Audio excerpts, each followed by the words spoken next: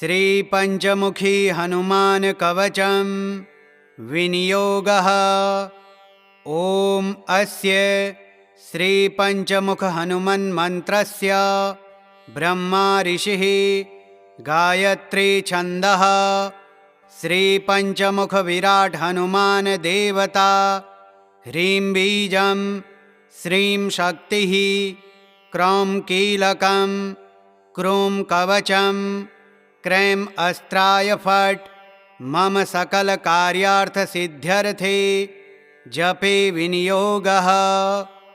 ईश्वर उवाच अथ ध्यानं प्रवक्ष्यामि शृणु सर्वाङ्गी सुन्दरं यत्कृतं देवदेवेशी ध्यानं हनुमतः प्रियं पञ्चवक्त्रमहाभीमं त्रिपञ्चनयनैर्युतं बाहुभिर्दशभिर्युक्तं सर्वकामार्थसिद्धिदं पूर्वं तु वानरवक्त्रं कोटिसूर्यसमप्रभं दंष्ट्राकरालवदनं भृगुटिकुटिलेक्षणम् अस्यैव दक्षिणं वक्त्रं नारसिंहं महाद्भुतम् अत्युग्रतेजो वपुषा भीषणं भयनाशनं पश्चिमे गारुडं वक्त्रं वक्रतुण्डमहाबलं सर्वनागप्रशमनं विषभूतादिकृन्तनम् उत्तरसौकरवक्त्रं च कृष्णदीप्तभूमपं पाताले सिंहं वेतालं ज्वररोगादिकृन्ततम् ऊर्ध्वं हयाननं घोरं दानवान्तकरं परं येन वक्त्रेण विप्रेन्द्र ताटकाख्यं महासुरं दुर्गते शरणं तस्य सर्वशत्रुहरं परं ध्यात्वा पञ्चमुखं रुद्रं हनुमन्तं दयानिधिं खड्गं त्रिशूलं खट्वाङ्गं पाशमङ्कुशपर्वतं मुष्टौ तु कौमोदकौ वृक्षं धारयन्तं कमण्डलुं भिन्दिपालं ज्ञानमुद्रां दशर्वीमुनिपुङ्गवा एतान्यायुधजालानि धारयन्तं भजाम्यहं प्रेतासनोपविष्टं तं सर्वाभूषणभूषितं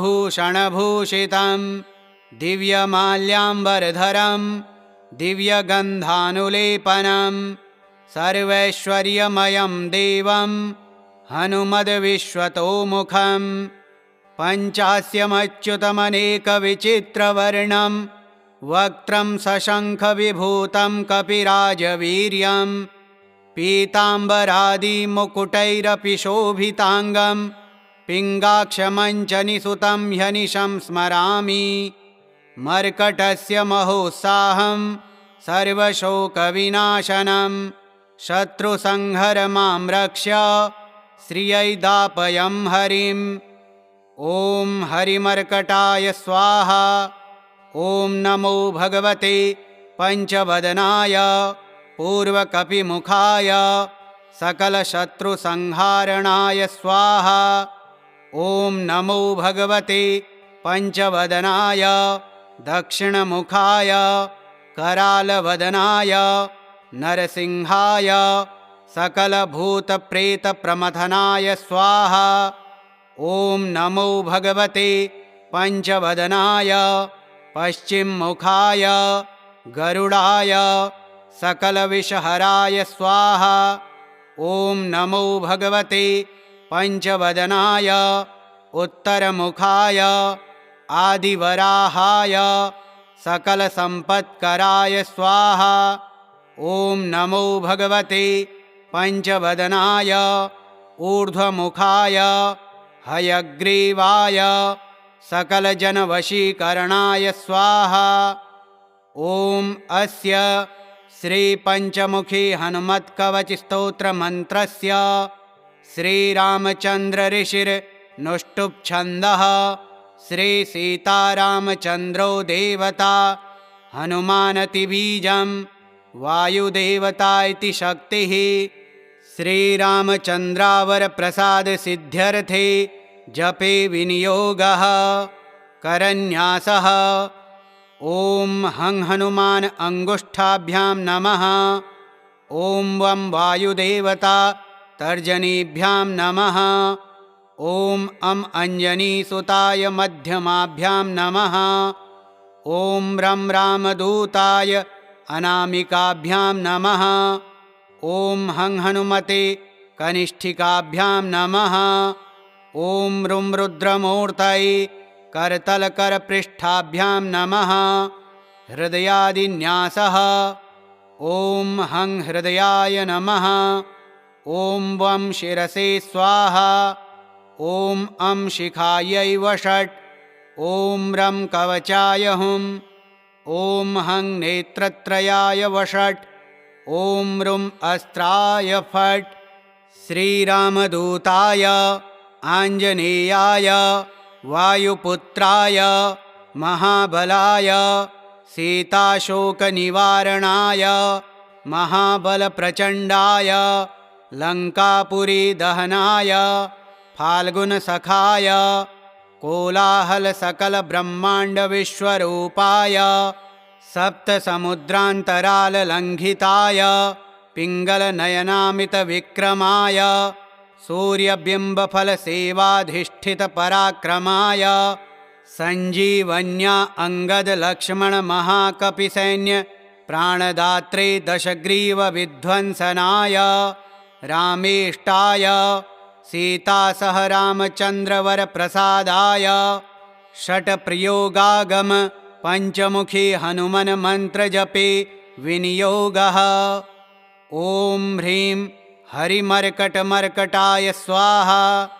ॐ ह्रीं हरिमर्कटमर्कटाय वं वं वं वं वं फट् स्वाहा।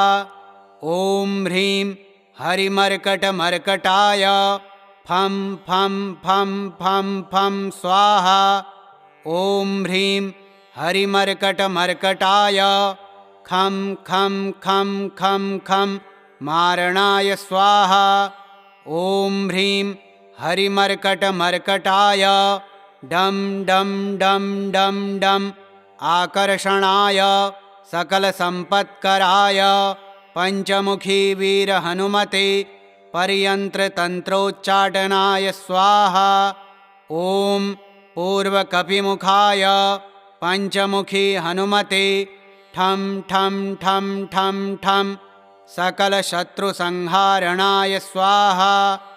ॐ दक्षिणमुखे पञ्चमुखी हनुमते करालवदनाय नरसिंहाय ह्रां ह्रां ह्रां ह्रां ह्रां सकलभूतप्रेतदमनाय स्वाहा। ॐ पश्चिममुखे गरुडासनाय पञ्चमुखी वीरहनुमते मं मं मं मं मं सकलविषहराय स्वाहा। ॐ उत्तरमुखे आदिवराहाय लं लं लं लं लं नृसिंहाय नीलकण्ठाय पञ्चमुखी हनुमते स्वाहा। ॐ ऊर्ध्वमुखाय हयग्रीवाय रुं रुं रुं रुं रुं रुद्रमूर्तये पञ्चमुखी हनुमते सकलजनवश्यकराय स्वाहा।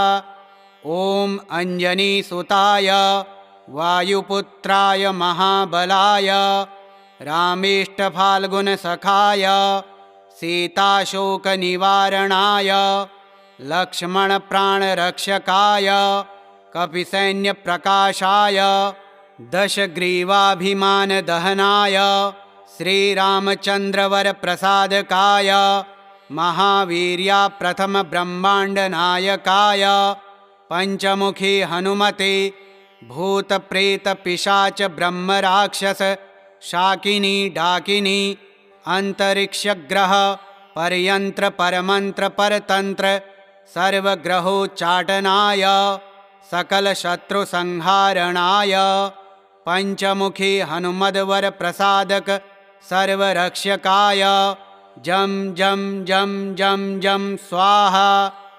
इदं कवचं पठित्वा तो महाकवचं पठेन्नरः एकवारं पठेन्नित्यं सर्वशत्रुनिवारणं द्विवारं तु पठेन्नित्यं पुत्रपौत्रप्रवर्धनं त्रिवारं पठेत् नित्यं सर्वसम्पत्करं परं चतुर्वारं पठेन्नित्यं सर्वलोकवशीकरं पञ्चवारं पठेन्नित्यं सर्वरोगनिवारणं षड्वारं तु पठेन्नित्यं सर्वदेववशीकरं सप्तवारं पठेन्नित्यं सर्वकामार्थसिद्धिदम् अष्टवारं पठेन्नित्यं सर्वसौभाग्यदायकं नववारं पठेन्नित्यं सर्वैश्वर्यप्रदायकं दशवारं च पठेन्नित्यं त्रैलोक्यज्ञानदर्शनम् एकादशं पठेन्नित्यं सर्वसिद्धिं लभेन्नरः विनियोगः ॐ अस्य श्रीपञ्चमुखहनुमन्मन्त्रस्य ब्रह्मा ऋषिः गायत्री छन्दः श्रीपञ्चमुखविराट् हनुमान् देवता ह्रीं बीजं श्रीं शक्तिः क्रौं कीलकं क्रूं कवचं क्रैं अस्त्राय फट् मम सकलकार्यार्थसिद्ध्यर्थे जपे विनियोगः। ईश्वर उवाच अथ ध्यानं प्रवक्ष्यामि शृणु सर्वाङ्गी सुन्दरं यत्कृतं देवदेवेशी ध्यानं हनुमतः प्रियं पञ्चवक्त्रमहाभीमं त्रिपञ्चनयनैर्युतं बाहुभिर्दशभिर्युक्तं सर्वकामार्थसिद्धिदम् पूर्वं तु वानरवक्त्रं कोटिसूर्यसमप्रभं दंष्ट्राकरालवदनं भृगुटिकुटिलेक्षणम् अस्यैव दक्षिणं वक्त्रं नारसिंहं महाद्भुतम् अत्युग्रतेजो वपुषा भीषणं भयनाशनं पश्चिमे गारुडं वक्त्रं वक्रतुण्डमहाबलं सर्वनागप्रशमनं विषभूतादिकृन्तनम् उत्तरसौकरवक्त्रं च कृष्णदीप्तभूमपं पाताले सिंहं वेतालं ज्वररोगादिकृन्ततम् ऊर्ध्वं हयाननं घोरं दानवान्तकरं परं येन वक्त्रेण विप्रेन्द्र ताटकाख्यं महासुरं दुर्गते शरणं तस्य सर्वशत्रुहरं परं ध्यात्वा पञ्चमुखं रुद्रं हनुमन्तं दयानिधिं खड्गं त्रिशूलं खट्वाङ्गं पाशमङ्कुशपर्वतं मुष्टौ तु कौमोदकौ वृक्षं धारयन्तं कमण्डलुं भिन्दिपालं ज्ञानमुद्रां दशर्वीमुनिपुङ्गवा एतान्यायुधजालानि धारयन्तं भजाम्यहम् प्रेतासनोपविष्टं तं सर्वाभूषणभूषितं दिव्यमाल्याम्बरधरं दिव्यगन्धानुलेपनं सर्वैश्वर्यमयं देवं हनुमद्विश्वतोमुखं पञ्चास्यमच्युतमनेकविचित्रवर्णं वक्त्रं सशङ्खविभूतं कपिराजवीर्यं पीताम्बरादिमुकुटैरपि शोभिताङ्गं पिङ्गाक्षमञ्चनिसुतं ह्यनिशं स्मरामि मर्कटस्य महोत्साहं सर्वशोकविनाशनं शत्रुसंहर मां रक्ष श्रियै दापयं हरिं ॐ हरिमर्कटाय स्वाहा ॐ नमो भगवते पञ्चवदनाय पूर्वकपिमुखाय सकलशत्रुसंहारणाय स्वाहा ॐ नमो भगवते पञ्चवदनाय दक्षिणमुखाय करालवदनाय नरसिंहाय सकलभूतप्रेतप्रमथनाय स्वाहा। ॐ नमो भगवते पञ्चवदनाय पश्चिममुखाय गरुडाय सकलविषहराय स्वाहा। ॐ नमो भगवते पञ्चवदनाय उत्तरमुखाय आदिवराहाय सकलसम्पत्कराय स्वाहा। ॐ नमो भगवते पञ्चवदनाय ऊर्ध्वमुखाय हयग्रीवाय सकलजनवशीकरणाय स्वाहा। ॐ अस्य श्रीपञ्चमुखी हनुमत्कवचस्तोत्रमन्त्रस्य श्रीरामचन्द्रऋषिर्नुष्टुप्छन्दः श्रीसीतारामचन्द्रो देवता हनुमानतिबीजं वायुदेवता इति शक्तिः। श्रीरामचन्द्रावरप्रसादसिद्ध्यर्थे जपे विनियोगः करन्यासः। ॐ हं हनुमान अङ्गुष्ठाभ्यां नमः। ॐ वं वायुदेवता तर्जनीभ्यां नमः। ॐ अं अञ्जनीसुताय मध्यमाभ्यां नमः। ॐ रं रामदूताय अनामिकाभ्यां नमः। ॐ हं हनुमते कनिष्ठिकाभ्यां नमः। ॐ रुं रुद्रमूर्तये करतलकरपृष्ठाभ्यां नमः। हृदयादिन्यासः। ॐ हं हृदयाय नमः। ॐ वं शिरसे स्वाहा। ॐ अं शिखायै वषट्। ॐ रं कवचाय हुं। ॐ हं नेत्रत्रयाय वषट्। ॐ रुं अस्त्राय फट्।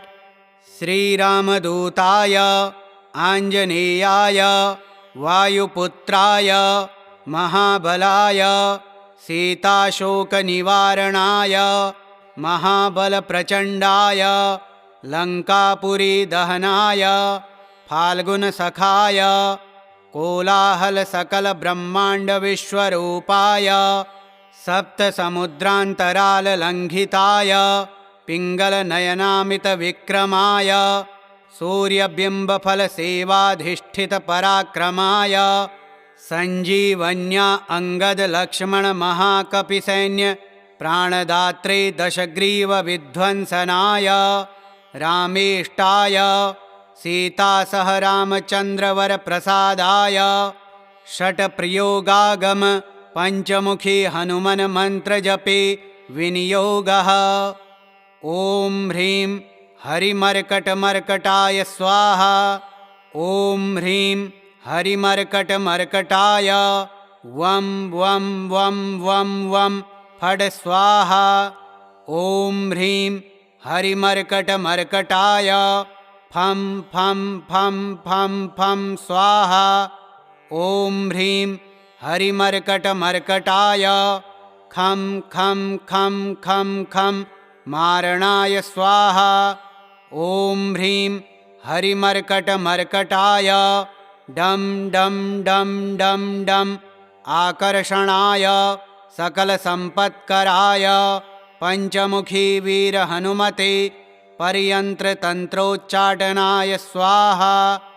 ॐ पूर्वकपिमुखाय पञ्चमुखी हनुमते ठं ठं ठं ठं ठं सकलशत्रुसंहारणाय स्वाहा। ॐ दक्षिणमुखे पञ्चमुखी हनुमते करालवदनाय नरसिंहाय ह्रां ह्रां ह्रां ह्रां ह्रां सकलभूतप्रेतदमनाय स्वाहा। ॐ पश्चिममुखे गरुडासनाय पञ्चमुखी वीरहनुमते मं मं मं मं मं सकलविषहराय स्वाहा।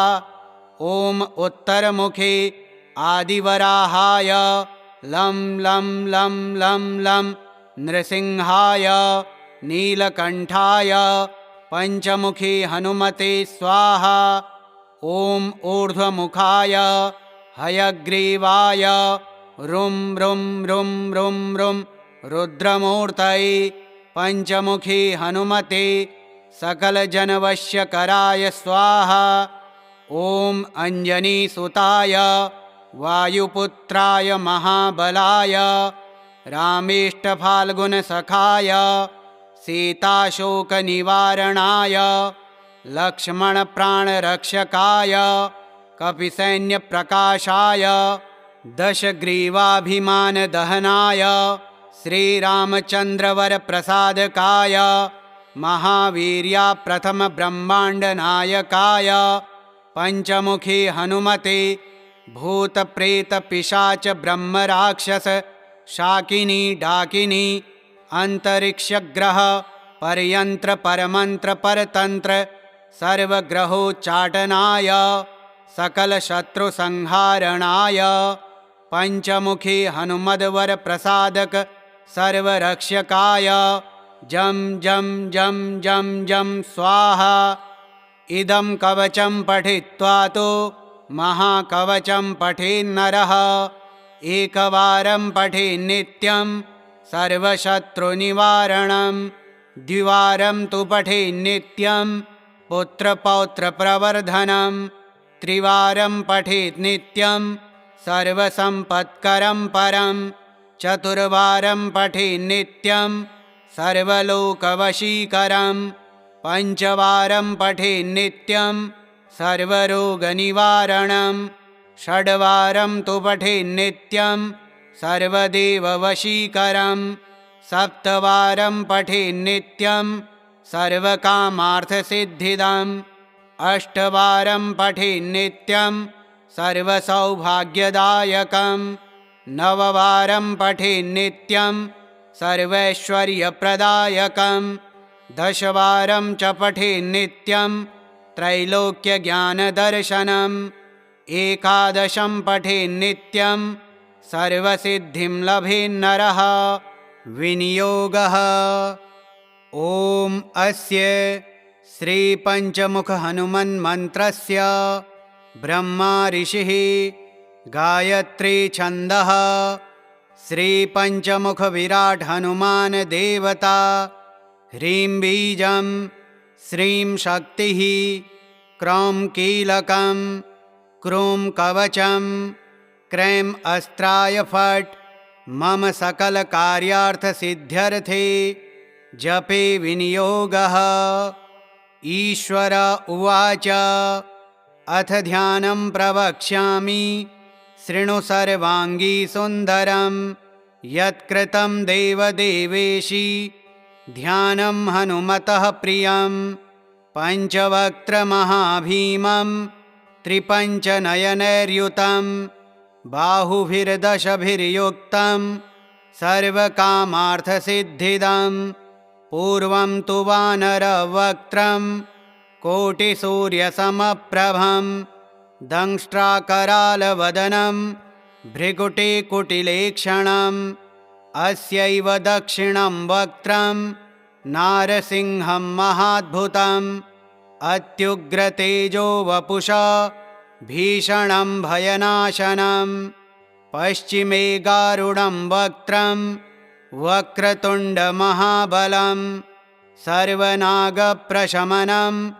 विषभूतादिकृन्तनम् उत्तरसौकरवक्त्रं च कृष्णदीप्तभूमपं पाताले सिंहं वेतालं ज्वररोगादिकृन्ततम् ऊर्ध्वं हयाननं घोरं दानवान्तकरं परं येन वक्त्रेण विप्रेन्द्र ताटकाख्यं महासुरं दुर्गते शरणं तस्य सर्वशत्रुहरं परं ध्यात्वा पञ्चमुखं रुद्रं हनुमन्तं दयानिधिं खड्गं त्रिशूलं खट्वाङ्गं पाशमङ्कुशपर्वतं मुष्टौ तु कौमोदकौ वृक्षं धारयन्तं कमण्डलुं भिन्दिपालं ज्ञानमुद्रां दशर्वीमुनिपुङ्गवा एतान्यायुधजालानि धारयन्तं भजाम्यहं प्रेतासनोपविष्टं तं सर्वाभूषणभूषितं दिव्यमाल्याम्बरधरं दिव्यगन्धानुलेपनं सर्वैश्वर्यमयं देवं हनुमद्विश्वतोमुखं पञ्चास्यमच्युतमनेकविचित्रवर्णं वक्त्रं सशङ्खविभूतं कपिराजवीर्यं पीताम्बरादिमुकुटैरपि शोभिताङ्गं पिङ्गाक्षमञ्चनिसुतं ह्यनिशं स्मरामि। मर्कटस्य महोत्साहं सर्वशोकविनाशनं शत्रुसंहरमां रक्ष्य श्रियैदापयं हरिम्। ॐ हरिमर्कटाय स्वाहा। ॐ नमो भगवते पञ्चवदनाय पूर्वकपिमुखाय सकलशत्रुसंहारणाय स्वाहा। ॐ नमो भगवते पञ्चवदनाय दक्षिणमुखाय करालवदनाय नरसिंहाय सकलभूतप्रेतप्रमथनाय स्वाहा। ॐ नमो भगवते पञ्चवदनाय पश्चिममुखाय गरुडाय सकलविषहराय स्वाहा। ॐ नमो भगवते पञ्चवदनाय उत्तरमुखाय आदिवराहाय सकलसम्पत्कराय स्वाहा।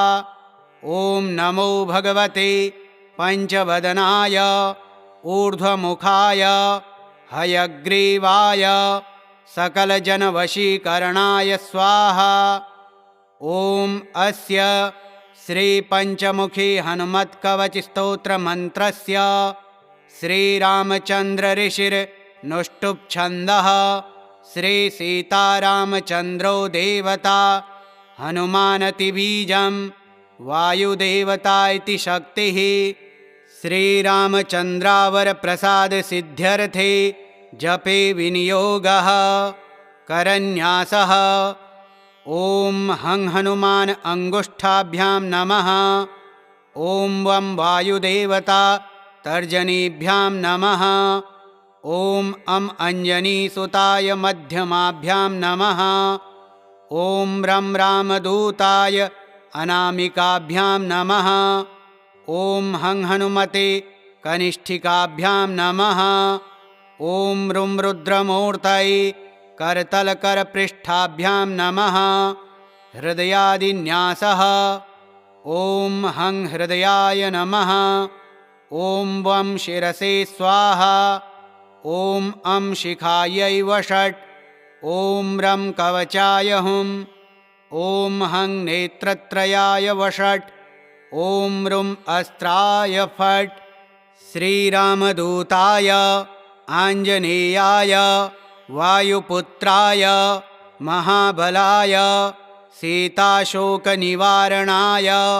महाबलप्रचण्डाय लङ्कापुरीदहनाय फाल्गुनसखाय कोलाहलसकलब्रह्माण्डविश्वरूपाय सप्तसमुद्रान्तराललङ्घिताय पिङ्गलनयनामितविक्रमाय सूर्यबिम्बफलसेवाधिष्ठितपराक्रमाय सञ्जीवन्या अङ्गदलक्ष्मणमहाकपिसैन्य प्राणदात्रे दशग्रीवविध्वंसनाय रामेष्टाय सीतासह रामचन्द्रवरप्रसादाय षट्प्रयोगागम पञ्चमुखी हनुमन्मन्त्रजपे विनियोगः। ॐ ह्रीं हरिमर्कटमर्कटाय स्वाहा। ॐ ह्रीं हरिमर्कटमर्कटाय वं वं वं वं वं फट् स्वाहा। ॐ ह्रीं हरिमर्कटमर्कटाय फं फं फं फं फं स्वाहा। ॐ ह्रीं हरिमर्कटमर्कटाय खं खं खं खं खं मारणाय स्वाहा। ॐ ह्रीं हरिमर्कटमर्कटाय डं डं डं डं डं आकर्षणाय सकलसम्पत्कराय पञ्चमुखी वीरहनुमते पर्यन्त्रतन्त्रोच्चाटनाय स्वाहा।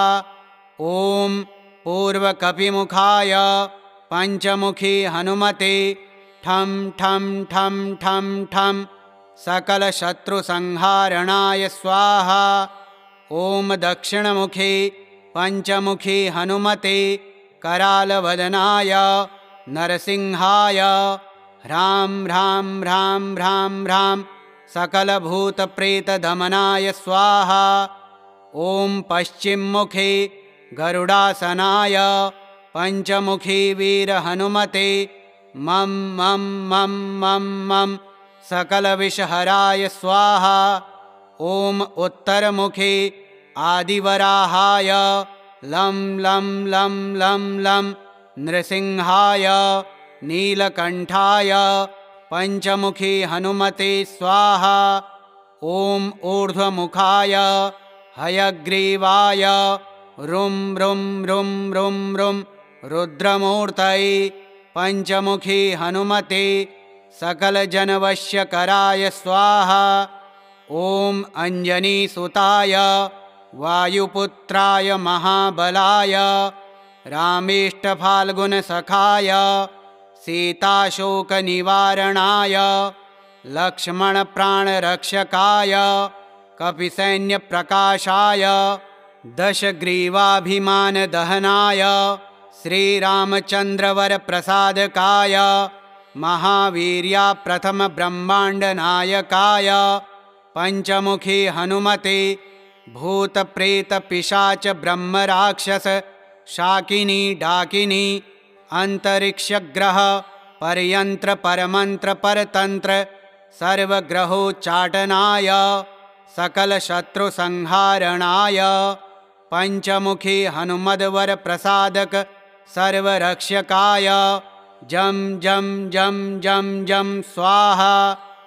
इदं कवचं पठित्वा तो महाकवचं पठेन्नरः एकवारं पठेन्नित्यं सर्वशत्रुनिवारणं द्विवारं तु पठेन्नित्यं पुत्रपौत्रप्रवर्धनं त्रिवारं पठेत् नित्यं सर्वसम्पत्करं परं चतुर्वारं पठेन्नित्यं सर्वलोकवशीकरं पंचवारं पठेन्नित्यं सर्वरोगनिवारणं षड्वारं तु पठेन्नित्यं सर्वदेववशीकरं सप्तवारं पठेन्नित्यं सर्वकामार्थसिद्धिदम् अष्टवारं पठेन्नित्यं सर्वसौभाग्यदायकं नववारं पठेन्नित्यं सर्वैश्वर्यप्रदायकं दशवारं च पठेन्नित्यं त्रैलोक्यज्ञानदर्शनम् एकादशं पठेन्नित्यं सर्वसिद्धिं लभेन्नरः। विनियोगः। ॐ अस्य श्रीपञ्चमुखहनुमन्मन्त्रस्य ब्रह्मा ऋषिः गायत्री छन्दः श्रीपञ्चमुखविराट् हनुमान् देवता ह्रीं बीजं श्रीं शक्तिः क्रौं कीलकं क्रूं कवचं क्रैं अस्त्राय फट् मम सकलकार्यार्थसिद्ध्यर्थे जपे विनियोगः। ईश्वर उवाच अथ ध्यानं प्रवक्ष्यामि शृणु सर्वाङ्गी सुन्दरं यत्कृतं देवदेवेशी ध्यानं हनुमतः प्रियं पञ्चवक्त्रमहाभीमं त्रिपञ्चनयनैर्युतं बाहुभिर्दशभिर्युक्तं सर्वकामार्थसिद्धिदं पूर्वं तु वानरवक्त्रं कोटिसूर्यसमप्रभं दंष्ट्राकरालवदनं भृगुटिकुटिलेक्षणम् अस्यैव दक्षिणं वक्त्रं नारसिंहं महाद्भुतम् अत्युग्रतेजो वपुषा भीषणं भयनाशनं पश्चिमे गारुडं वक्त्रं वक्रतुण्डमहाबलं सर्वनागप्रशमनं विषभूतादिकृन्तनम् उत्तरसौकरवक्त्रं च कृष्णदीप्तभूमपं पाताले सिंहं बेतालं ज्वररोगादिकृन्तम् ऊर्ध्वं हयाननं घोरं दानवान्तकरं परं येन वक्त्रेण विप्रेन्द्र ताटकाख्यं महासुरं दुर्गते शरणं तस्य सर्वशत्रुहरं परं ध्यात्वा पञ्चमुखं रुद्रं हनुमन्तं दयानिधिं खड्गं त्रिशूलं खट्वाङ्गं पाशमङ्कुशपर्वतं मुष्टौ तु कौमोदकौ वृक्षं धारयन्तं कमण्डलुं भिन्दिपालं ज्ञानमुद्रां दशर्वीमुनिपुङ्गवा एतान्यायुधजालानि धारयन्तं भजाम्यहं प्रेतासनोपविष्टं तं सर्वाभूषणभूषितं दिव्यमाल्याम्बरधरं दिव्यगन्धानुलेपनं सर्वैश्वर्यमयं देवं हनुमद्विश्वतोमुखं पञ्चास्यमच्युतमनेकविचित्रवर्णं वक्त्रं सशङ्खविभूतं कपिराजवीर्यं पीताम्बरादिमुकुटैरपि शोभिताङ्गं पिङ्गाक्षमञ्चनिसुतं ह्यनिशं स्मरामि मर्कटस्य महोत्साहं सर्वशोकविनाशनं शत्रुसंहर मां रक्ष्य श्रियै दापयं हरिम् ॐ हरिमर्कटाय स्वाहा। ॐ नमो भगवते पञ्चवदनाय पूर्वकपिमुखाय सकलशत्रुसंहारणाय स्वाहा। ॐ नमो भगवते पञ्चवदनाय दक्षिणमुखाय करालवदनाय नरसिंहाय सकलभूतप्रेतप्रमथनाय स्वाहा। ॐ नमो भगवते पञ्चवदनाय पश्चिममुखाय गरुडाय सकलविषहराय स्वाहा। ॐ नमो भगवते पञ्चवदनाय उत्तरमुखाय आदिवराहाय सकलसम्पत्कराय स्वाहा। ॐ नमो भगवते पञ्चवदनाय ऊर्ध्वमुखाय हयग्रीवाय सकलजनवशीकरणाय स्वाहा। ॐ अस्य श्रीपञ्चमुखी हनुमत्कवचस्तोत्रमन्त्रस्य श्रीरामचन्द्रऋषिर्नुष्टुप्छन्दः श्रीसीतारामचन्द्रो देवता हनुमानतिबीजं वायुदेवता इति शक्तिः श्रीरामचन्द्रावरप्रसादसिद्ध्यर्थे जपे विनियोगः करन्यासः। ॐ हं हनुमान अङ्गुष्ठाभ्यां नमः। ॐ वं वायुदेवता तर्जनीभ्यां नमः। ॐ अं अञ्जनीसुताय मध्यमाभ्यां नमः। ॐ रं रामदूताय अनामिकाभ्यां नमः।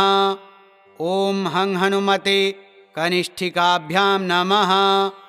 ॐ रुं रुद्रमूर्तये करतलकरपृष्ठाभ्यां नमः। हृदयादिन्यासः। ॐ हं हृदयाय नमः। ॐ वं शिरसे स्वाहा। ॐ अं शिखायै वषट्। ॐ रं कवचाय हुं। ॐ हं नेत्रत्रयाय वषट्। ॐ रुं अस्त्राय फट्। श्रीरामदूताय आञ्जनेयाय वायुपुत्राय महाबलाय सीताशोकनिवारणाय महाबलप्रचण्डाय लङ्कापुरीदहनाय फाल्गुनसखाय कोलाहलसकलब्रह्माण्डविश्वरूपाय सप्तसमुद्रान्तराललङ्घिताय पिङ्गलनयनामितविक्रमाय सूर्यबिम्बफलसेवाधिष्ठितपराक्रमाय सञ्जीवन्या अङ्गदलक्ष्मणमहाकपिसैन्य प्राणदात्रे दशग्रीवविध्वंसनाय रामेष्टाय सीता सह रामचन्द्रवरप्रसादाय षट्प्रयोगागम पञ्चमुखी हनुमन् मन्त्रजपे विनियोगः। ॐ ह्रीं हरिमर्कटमर्कटाय स्वाहा। ॐ ह्रीं हरिमर्कटमर्कटाय वं वं वं वं वं फट् स्वाहा। ॐ ह्रीं हरिमर्कटमर्कटाय फं फं फं फं फं स्वाहा। ॐ ह्रीं हरिमर्कटमर्कटाय खं खं खं खं खं मारणाय स्वाहा। ॐ ह्रीं हरिमर्कटमर्कटाय डं डं डं डं डं आकर्षणाय सकलसम्पत्कराय पञ्चमुखी वीरहनुमते पर्यन्त्रतन्त्रोच्चाटनाय स्वाहा। ॐ पूर्वकपिमुखाय पञ्चमुखी हनुमते ठं ठं ठं ठं ठं सकलशत्रुसंहारणाय स्वाहा। ॐ दक्षिणमुखे पञ्चमुखी हनुमते करालवदनाय नरसिंहाय ह्रां ह्रां ह्रां ह्रां ह्रां सकलभूतप्रेतदमनाय स्वाहा। ॐ पश्चिममुखे गरुडासनाय पञ्चमुखी वीरहनुमते मं मं मं मं मं सकलविषहराय स्वाहा। ॐ उत्तरमुखे आदिवराहाय लं लं लं लं लं नृसिंहाय नीलकण्ठाय पञ्चमुखी हनुमते स्वाहा।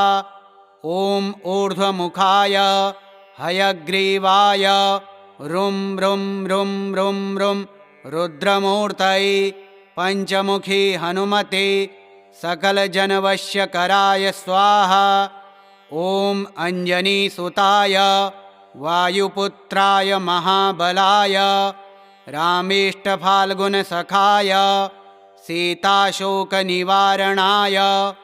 लक्ष्मणप्राणरक्षकाय कपिसैन्यप्रकाशाय दशग्रीवाभिमानदहनाय श्रीरामचन्द्रवरप्रसादकाय महावीर्या प्रथमब्रह्माण्डनायकाय पञ्चमुखी हनुमते भूतप्रेतपिशाच ब्रह्मराक्षस शाकिनी डाकिनी अंतरिक्षग्रह परयंत्र परमंत्र परतंत्र सर्वग्रहोच्चाटनाय सकलशत्रुसंहारणाय पञ्चमुखी हनुमद्वरप्रसादक सर्वरक्षकाय जं जं जं जं जं स्वाहा। इदं कवचं पठित्वा तो महाकवचं पठेन्नरः एकवारं पठेन्नित्यं सर्वशत्रुनिवारणं द्विवारं तु पठेन्नित्यं पुत्रपौत्रप्रवर्धनं त्रिवारं पठेत् नित्यं सर्वसम्पत्करं परं चतुर्वारं पठेन्नित्यं सर्वलोकवशीकरं पञ्चवारं पठेन्नित्यं सर्वरोगनिवारणं षड्वारं तु पठेन्नित्यं सर्वदेववशीकरं सप्तवारं पठेन्नित्यं सर्वकामार्थसिद्धिदम् अष्टवारं पठेन्नित्यं सर्वसौभाग्यदायकं नववारं पठेन्नित्यं सर्वैश्वर्यप्रदायकं दशवारं च पठेन्नित्यं त्रैलोक्यज्ञानदर्शनम् एकादशं पठेन्नित्यं सर्वसिद्धिं लभेन्नरः। विनियोगः। ॐ अस्य श्रीपञ्चमुखहनुमन्मन्त्रस्य ब्रह्मा ऋषिः गायत्री छन्दः श्रीपञ्चमुखविराट् हनुमान् देवता ह्रीं बीजं श्रीं शक्तिः क्रौं कीलकं क्रूं कवचं क्रैं अस्त्राय फट् मम सकलकार्यार्थसिद्ध्यर्थे जपे विनियोगः। ईश्वर उवाच अथ ध्यानं प्रवक्ष्यामि शृणु सर्वाङ्गी सुन्दरं यत्कृतं देवदेवेशी ध्यानं हनुमतः प्रियं पञ्चवक्त्रमहाभीमं त्रिपञ्चनयनैर्युतं बाहुभिर्दशभिर्युक्तं सर्वकामार्थसिद्धिदं पूर्वं तु वानरवक्त्रं कोटिसूर्यसमप्रभं दंष्ट्राकरालवदनं भ्रिकुटिकुटिलेक्षणम् अस्यैव दक्षिणं वक्त्रं नारसिंहं महाद्भुतम् अत्युग्रतेजो वपुषा भीषणं भयनाशनं पश्चिमे गारुडं वक्त्रं वक्रतुण्डमहाबलं सर्वनागप्रशमनं विषभूतादिकृन्तनम् उत्तरसौकरवक्त्रं च कृष्णदीप्तभूमपं पाताले सिंहं वेतालं ज्वररोगादिकृन्ततम् ऊर्ध्वं हयाननं घोरं दानवान्तकरं परं येन वक्त्रेण विप्रेन्द्र ताटकाख्यं महासुरं दुर्गते शरणं तस्य सर्वशत्रुहरं परं ध्यात्वा पञ्चमुखं रुद्रं हनुमन्तं दयानिधिं खड्गं त्रिशूलं खट्वाङ्गं पाशमङ्कुशपर्वतं मुष्टौ तु कौमोदकौ वृक्षं धारयन्तं कमण्डलुं भिन्दिपालं ज्ञानमुद्रां दशर्वी मुनिपुङ्गवा एतान्यायुधजालानि धारयन्तं भजाम्यहम् प्रेतासनोपविष्टं तं सर्वाभूषणभूषितं दिव्यमाल्याम्बरधरं दिव्यगन्धानुलेपनं सर्वैश्वर्यमयं देवं हनुमद्विश्वतोमुखं पञ्चास्यमच्युतमनेकविचित्रवर्णं वक्त्रं सशङ्खविभूतं कपिराजवीर्यं पीताम्बरादिमुकुटैरपि शोभिताङ्गं पिङ्गाक्षमञ्चनिसुतं ह्यनिशं स्मरामि मर्कटस्य महोत्साहं सर्वशोकविनाशनं शत्रुसंहर मां रक्ष श्रियै दापयं हरिं ॐ हरिमर्कटाय स्वाहा। ॐ नमो भगवते पञ्चवदनाय पूर्वकपिमुखाय सकलशत्रुसंहारणाय स्वाहा। ॐ नमो भगवते पञ्चवदनाय दक्षिणमुखाय करालवदनाय नरसिंहाय सकलभूतप्रेतप्रमथनाय स्वाहा। ॐ नमो भगवते पञ्चवदनाय पश्चिममुखाय गरुडाय सकलविषहराय स्वाहा। ॐ नमो भगवते पञ्चवदनाय उत्तरमुखाय आदिवराहाय सकलसम्पत्कराय स्वाहा। ॐ नमो भगवते पञ्चवदनाय ऊर्ध्वमुखाय हयग्रीवाय सकलजनवशीकरणाय स्वाहा। ॐ अस्य श्रीपञ्चमुखी हनुमत्कवचस्तोत्रमन्त्रस्य श्रीरामचन्द्रऋषिर्नुष्टुप्छन्दः श्रीसीतारामचन्द्रो देवता हनुमानतिबीजं वायुदेवता इति शक्तिः श्रीरामचन्द्रावरप्रसादसिद्ध्यर्थे जपे विनियोगः करन्यासः। ॐ हं हनुमान अंगुष्ठाभ्यां नमः। ॐ वं वायुदेवता तर्जनीभ्यां नमः। ॐ अं अंजनीसुताय मध्यमाभ्यां नमः। ॐ रं रामदूताय अनामिकाभ्यां नमः। ॐ हं हनुमते कनिष्ठिकाभ्यां नमः। ॐ रुं रुद्रमूर्तये करतलकरपृष्ठाभ्यां नमः। हृदयादिन्यासः। ॐ हं हृदयाय नमः। ॐ वं शिरसे स्वाहा। ॐ शिखायै वषट्। ॐ रं कवचाय हुं। ॐ हं नेत्रत्रयाय वषट्। ॐ रुं अस्त्राय फट्। श्रीरामदूताय आञ्जनेयाय वायुपुत्राय महाबलाय सीताशोकनिवारणाय